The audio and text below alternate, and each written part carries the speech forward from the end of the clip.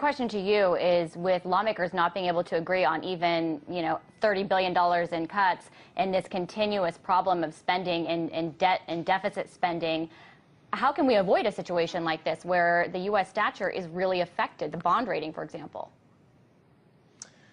Well, look, we have to separate two things here. First of all, there is absolutely no risk whatsoever of the United States not being able to pay its debts because its debts are denominated in its own currency, the U.S. dollar, of which it is the issuer. So there is no issue of solvency. There cannot be an issue of solvency. The United States is always going to be able to pay its debts. I think a lot of what is going on here is fear-mongering. Look, if you look at Japan, for example, which had its credit rating downgraded several times by the rating agencies, the 10-year yield on the Japanese government bond, the equivalent of our 10-year Treasury, is yielding 1.5%. So the interest rate will be unaffected. However, I will say this. A lot of people view this, I think, through sort of a prism of misinformation. Some of that misinformation in that piece you just wrote. What is the misinformation? I mean, they do believe... What's the misinformation you feel, Mike? The misinformation in the sense that a downgrade would lead automatically and necessarily to higher or skyrocketing interest rates. That just isn't true. Why wouldn't the U.S. have to pay more for its debt if people were concerned about the U.S.'s ability to pay it back? What if the U.S. was threatened as the reserve currency, the U.S. dollar? Because, as they said in that package, the U.S. has no inability to pay it back because it issues dollars. It could print the dollar to make the payment on the debt. I mean, there's no way that it's not going to be able to make that payment on the debt. What if the U.S. dollar wasn't the reserve currency anymore? A lot of people talk about that. Even different countries negotiate trades in their own currencies to circumvent the dollar. More and more people are talking about a scenario in which the U.S. dollar wouldn't be the reserve currency anymore. Japan's yen is not the reserve currency, and their interest rate is 1.5%, and they have debt that is 2.5 to 3 times bigger than what the United States has. And the reason why they're able to have a low interest rate is because the Bank of Japan, the central bank, sets the interest rate low, and their debt is denominated in yen, just as our debt is denominated in dollars. So it's a non-issue. You know, the rating agencies should understand this, but I mean, maybe I'm asking too much. But then how come they come out with warnings? How come they come out with warnings? Isn't it even politically difficult for them to come out with warnings? Because, I mean, anybody who's doing that is making a name for himself. It's the U.S.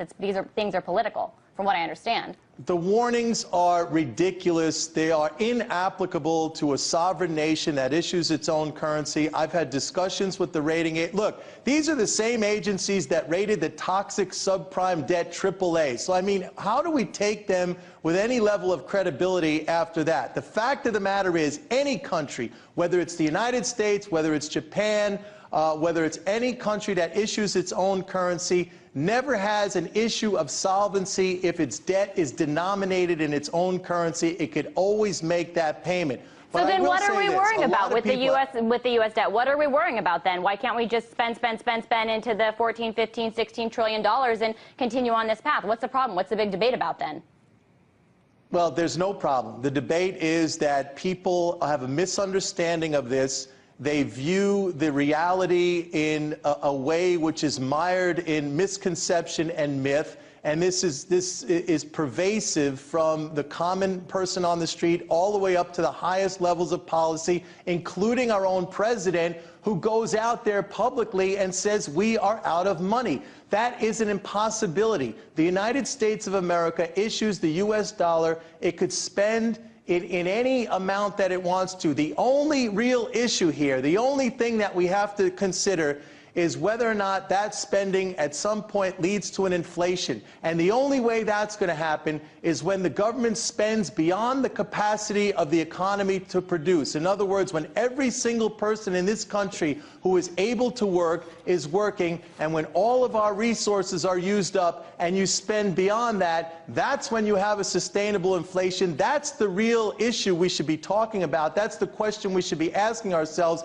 And frankly, with a 9% unemployment rate and millions of people out of work and industrial capacity far below what our potential is and millions of unsold homes and all this other excess capacity that we have, What we should be doing is increasing demand, and the way that we do that in an economy where most people are trying to cut back their debt is for the government to step in and stimulate demand by spending on infrastructure, on education, on healthcare, on basic research and development, on transportation, on alternative energy. These are the things we did in the past. These are the things that created the real capital that was passed along from generation to generation. It's what made this country rich, and it's exactly the thing we're not doing now because we've become sidetracked on this nonsensical issue of the government of the United States running out of money when it is an impossibility.